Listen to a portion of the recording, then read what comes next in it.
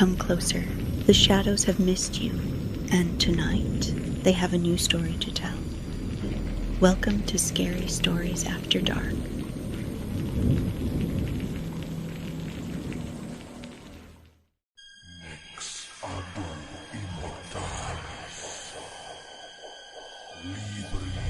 The whisper arrived the way it always did, soft as breath, loud as truth. Kevin, wake up. It's time. He tried to ignore it. He tried to bury his face deeper into the pillow, as if cotton and sleep could muffle a voice that lived inside the bones of the house. The farmhouse creaked around him, tired wood settling, wind combing the seams. Somewhere beyond the walls, the woods pressed close, black branches scratching the night like fingernails. Kevin, wake up. It's time. His eyes opened. Not wide, not startled. Just open, like a machine switching on. The red digits on the alarm clock glowed 3 a.m. exactly. They never changed. Not a minute earlier, not a minute later. Kevin lay there a beat longer, staring up at the ceiling where water stains spread like continents. The air smelled faintly of damp earth and old dust. His chest felt heavy, as if something invisible sat on him, patient and familiar. It's time. He exhaled through his nose, slow. His body moved before his mind agreed to it. Blanket pushed aside, feet finding the cold floorboards. The chill climbed into his ankles. On the nightstand, the keys waited. They always did. A single ring of metal keys with a worn leather tag that said K-E-V-I-N in cracked, fading letters. He didn't remember writing it. He didn't remember buying the tag. But his hand closed around it like it belonged there. He stood, swaying slightly, and crossed the room. The mirror above the dresser caught the edge of him, pale, hollow-eyed, hair flattened in odd angles. For a second, he thought he saw something behind his reflection, a smaller shape, too still to be a shadow. He didn't look again. Downstairs, the house seemed to lean in as he moved through it. The hallway was too long, the corners too dark. The wallpaper peeled in strips, and in the places where it had fallen away, the wall beneath looked bruised. At the front door, Kevin hesitated. The whisper softened, almost kind. Good boy. His stomach turned. He opened the door and stepped out into the night. The road was there waiting at the edge of the property, a narrow ribbon of dirt vanishing between dense trees. Fog hovered low over the ground, pooling in ditches and wrapping the trunks like gauze. Crickets didn't sing. Owls didn't call. The woods held their breath. The station wagon sat in the driveway like a corpse somebody refused to bury. A 1970s model, paint faded to a sickly brown, panels dented, windows filmed with grime. It should not have run. It never looked like it should run. But it did. Kevin walked to it anyway. His boots sank slightly into wet soil. His breath puffed pale in the air. He slid into the driver's seat and shut the door with a hollow thunk that echoed too long. The interior smelled like old vinyl, rust, and something faintly sweet, like bruised fruit left in the sun. He stared ahead through the windshield at the dirt road and the woods beyond. His hands found the steering wheel. His foot settled on the gas. He let out a long, defeated sigh. Then the thorns came. They burst up from the seams of the seat and the floorboards, fast as striking snakes, dark vines studded with sharp barbs. One wrapped his wrist, another his forearm, another coiled around his ankle. Before he could jerk back, they tightened, pulling his hands flat to the wheel, pinning his foot to the pedal. Pain bit instantly, hot and bright. Blood welled in thin lines where the barbs sank in. Kevin sucked in a breath through clenched teeth and went perfectly still. He already knew the rule. If he fought, they tightened. If he flinched, they tightened. If he tried to escape. The whisper slid through the car, intimate and pleased. Drive. The engine turned over by itself. The station wagon rolled forward into the fog, and the farmhouse behind him vanished into the dark like it had never existed at all.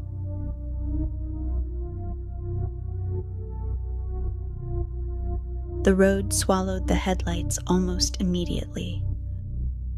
Kevin drove with his eyes fixed forward, shoulders rigid, breath shallow. The dirt road stretched longer than it should have. Too straight, too narrow, its edges dissolving into fog that pressed against the windshield like a living thing. Trees leaned inward on both sides, their branches knitting together overhead, forming a tunnel that pulsed faintly as the car passed through. The thorns around his wrists shifted, a subtle reminder. Don't forget. The tires crunched softly over gravel and packed earth. The sound felt muffled, distant, as if the station wagon were moving through something thicker than air. Then he saw it. A shape ahead on the right side of the road. Kevin's pulse kicked up, sharp and sudden. At first it looked like a scarecrow, thin limbs, crooked posture. As the headlights drew closer, color bloomed from the dark. White fabric, red, a single balloon floating above the figure's head, its string dangling loosely from a clawed hand. The balloon did not sway, it hovered perfectly still despite the moving air, despite the car's approach. Kevin's chest tightened. No, he whispered, though he didn't know who he was talking to. The clown stepped fully into the wash of the headlights. Its face was painted a dirty white, cracked and flaking around the eyes. A red smile stretched far too wide, smeared unevenly, as if it had been applied in a hurry or wiped away and reapplied again and again. Rows of sharp, uneven teeth glinted behind the paint. Dried blood crusted the corners of its mouth. It tilted its head. The thorns around Kevin's arms pulled tighter. Pain flared, fresh and wet. Blood slid down his forearms and dripped onto the steering wheel. I see you, the clown said softly. Kevin's foot pressed harder on the gas, not by choice. The station wagon slowed anyway, rolling to a stop directly beside the figure. The engine idled, patient. His heart hammered so hard it made his vision blur. The clown opened the passenger side door. Cold air rushed in, carrying the smell of damp earth and something sour. The clown climbed inside, movements jerky and excited, and shut the door with a cheerful click. The balloon brushed the ceiling and vanished upward as if the car had grown taller just to accommodate it. The clown turned slowly in its seat to face Kevin. Up close, its eyes were wrong, too bright, too aware. It grinned wider. Long drive tonight, it giggled, voice bubbling with delight. You always look so tired. Kevin swallowed hard. He could feel the clown's breath on his cheek, sweet and rotten all at once. The thorns loosened slightly. That was how he knew. He eased the car forward. Behind them, in the fog, something laughed and followed.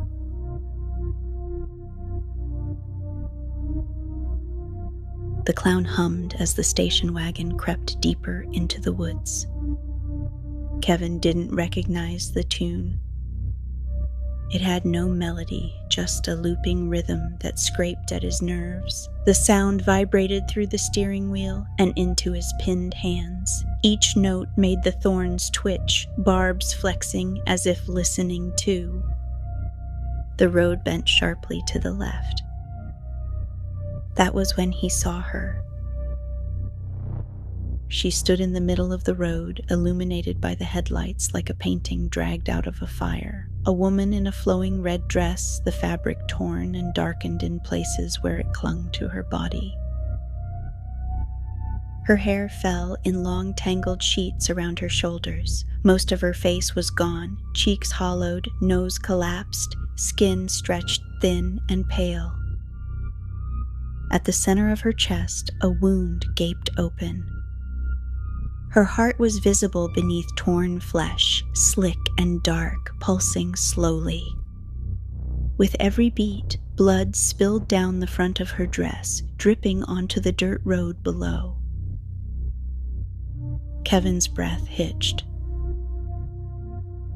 The car slowed on its own. "No," he murmured. His fingers ached to turn the wheel, to swerve, to do anything else. The thorns tightened. The woman stepped aside just enough for him to stop beside her. She opened the rear door and climbed in without a sound. The seat dipped under her weight. Blood soaked into the upholstery, spreading outward in a slow, patient bloom. She folded her hands in her lap and stared forward. The clown stopped humming. For a moment, the car felt heavier, smaller. They drove on. The road stretched again, straightening impossibly, and Kevin's vision swam. His chest felt hollow, as if something had been scooped out and left behind. He barely noticed the next figure until the headlights caught the green. A man stood on the roadside, smiling broadly. Kevin knew him immediately. His best friend from high school, same face, same posture, but dressed in a garish green suit that shone unnaturally under the lights. He waved enthusiastically, stepping closer. The car stopped. The friend opened the back door and squeezed in beside the woman, bumping her shoulder with a careless elbow. She didn't react. "Buddy," the man said brightly. As he spoke, coins and folded bills spilled from his mouth, clinking against the floor and seat. He laughed and shifted, spreading himself wider, crowding the space. Another elbow jabbed the woman's side. "Oops," he said, grinning. Kevin's throat burned. The clown giggled. The car's interior stretched, subtly, impossibly, to make room. Outside, the trees changed. Kevin didn't know how he knew. He just knew they weren't the same ones anymore. And the road kept going.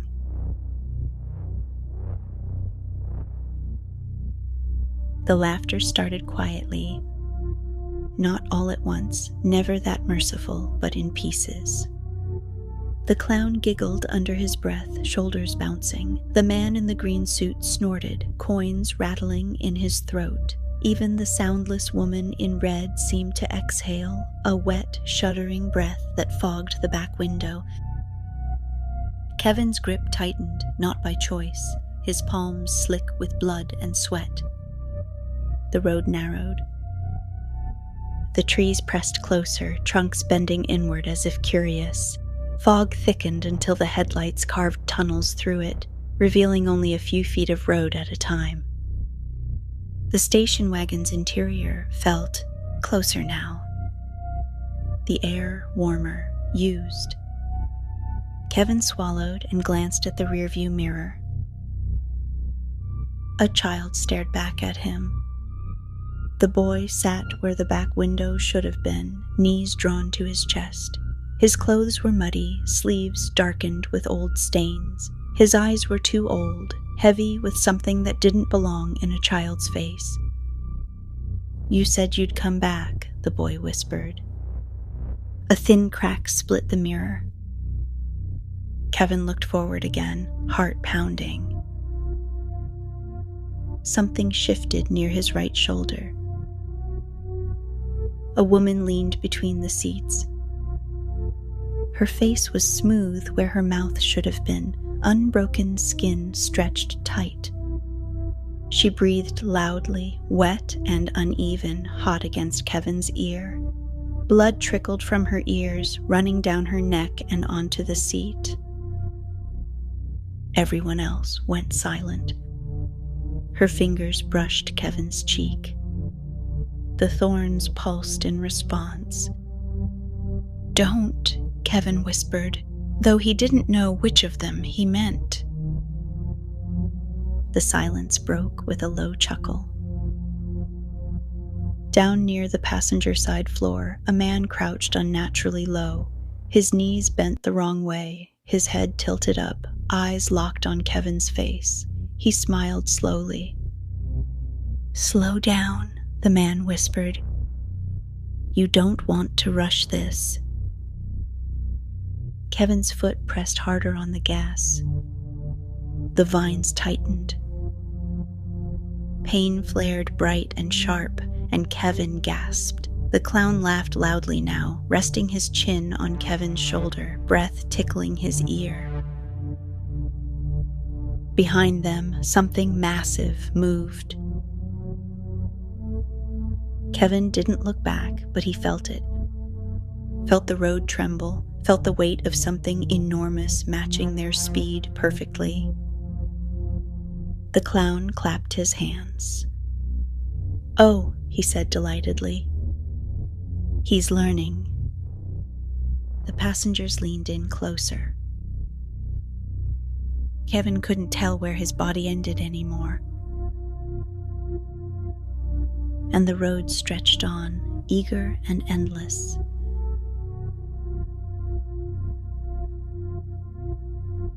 The fog thinned just enough for Kevin to see it. Not in the mirrors, not in the corners of his vision. Straight ahead, reflected faintly in the windshield towering above the tree line. A second clown. It ran alongside the road, parallel to the station wagon, its body massive beyond sense or scale. Its head brushed the low clouds, its limbs moved with unsettling precision, each step perfectly timed to the car's speed. The ground shook beneath it, but the sound never reached Kevin's ears. The world seemed to mute itself in deference. Its grin mirrored the smaller clown's exactly. Inside the car, the clown bounced with excitement. "Look at him go," he said, voice bright. "You're doing great tonight." The woman in red leaned forward. Blood dripped from her heart and pattered softly onto the floor. The man in green laughed, money spilling faster now, clogging the grooves of the seats, piling at Kevin's feet.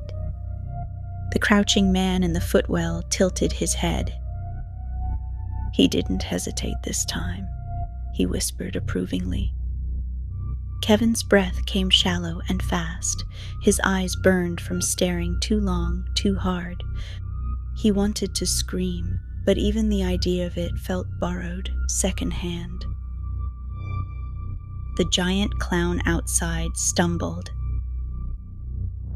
Just once. It corrected immediately, adjusting its stride, its posture. Kevin realized then, horrified clarity cutting through the fog, that the movements were not instinctual. They were practiced. The small clown turned in his seat and watched the larger one with rapt attention. Every laugh, every tilt of the head, every exaggerated grin was echoed outside seconds later. Teaching. The child appeared again in the rearview mirror, closer now, muddy hands pressed against the glass. "You always do this part," he whispered. The mirror cracked further. The road began to slope downward. Ahead, the dirt darkened, charred and broken, glowing faintly from beneath. Heat pressed against the windshield. The air inside the car grew thick and heavy, making it hard to breathe. The giant clown leaned closer, its face filling the sky. The small clown rested his hand gently on Kevin's shoulder. "Don't worry," he murmured. "You're almost there." The station wagon rolled faster. Kevin realized too late that the road wasn't taking him somewhere new. It was taking him back.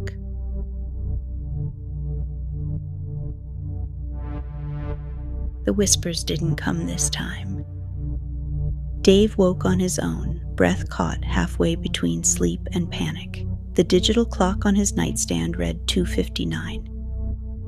He stared at it, waiting for the minute to change. It did. Nothing happened. No voice. No command.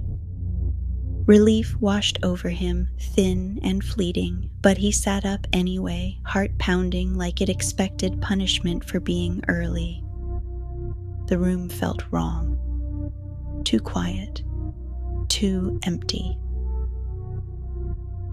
He swung his legs over the side of the bed and stood, drawn toward the window. Outside, the dirt road lay still beneath a skin of fog. Dave frowned. He didn't remember living somewhere this remote. He grabbed his keys from the counter, his keys, worn smooth by use, and stepped outside. The air was cool and damp, carrying the scent of soil and pine. His car waited at the edge of the drive, engine ticking softly as if it had been run recently. He didn't question it. The headlights cut through the fog as he drove, the road unfurling ahead of him in a way that made his stomach tighten. Trees crowded close, branches arching overhead, forming a familiar tunnel he swore he'd never driven before. Then he saw them. Figures stood along the roadside, spaced evenly, waiting. A clown with a red balloon that hovered without moving. A woman in a torn red dress, blood dark and wet against her chest. A man in a green suit, grinning too wide, coins dropping soundlessly from his mouth. A crouched shape near the ground, eyes glowing faintly. A child, muddy and still, staring directly at Dave through the fog. Dave slammed on the brakes. The car skidded to a stop. His breath came fast, sharp. He gripped the steering wheel and whispered, "What the hell?" They all turned toward him at once. Recognition bloomed on their faces, relief, delight. "Oh," the clown said, tilting his head. "You made it." Dave shook his head violently. "I don't know you." The woman in red smiled sadly. "You do," she said. Behind them, partially obscured by fog, stood a farmhouse, collapsed in on itself, windows dark and hollow. It looked abandoned, rotting, unlived in for years. Dave's chest tightened. "Where's Kevin?" he asked, the name slipping out before he could stop it. The clown's grin widened. Dave understood then, not all at once, but in pieces that slid together with sickening ease. Kevin hadn't lived here. Kevin had driven here. The road stretched on ahead, darker now, glowing faintly from below. And the passengers stepped forward, eager to get in.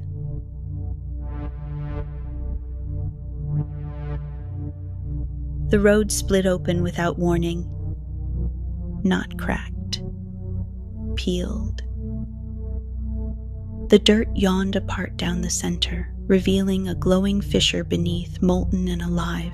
Fire rolled lazily below, slow and patient, like it had been waiting a very long time to be seen. Heat pressed against the windshield, warping the air, blurring the edges of the world. Dave's hands trembled on the steering wheel. "This isn't real," he whispered. The passengers laughed. Not cruelly, not mockingly. Knowingly. The clown leaned close, his painted cheek brushing Dave's ear. "You say that every time."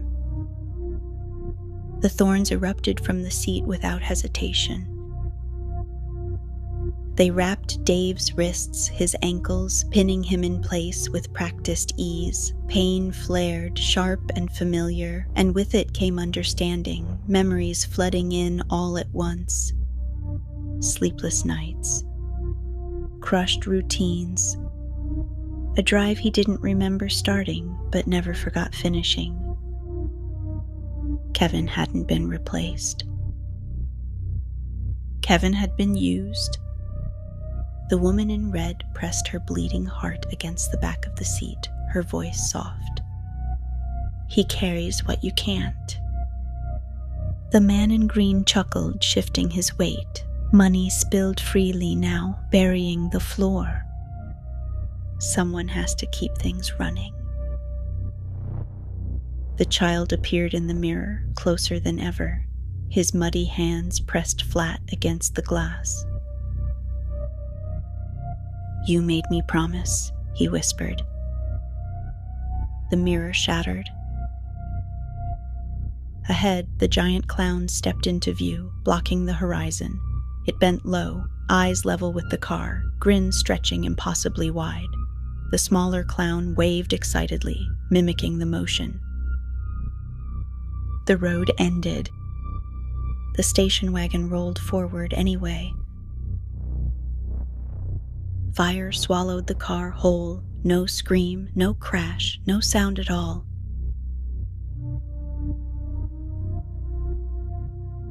A pen scratched softly against paper. The office was quiet. Neutral, timeless. A desk, a chair, a leather couch facing away from the light. On the wall hung no pictures, no degrees. The psychiatrist's face was hidden in shadow. He reviewed his notes carefully. Patient, Dave H. Diagnosis, dissociative identity disorder. Active constructs, Kevin, functional ritual driver. Another page beneath it. Kevin, status, stable.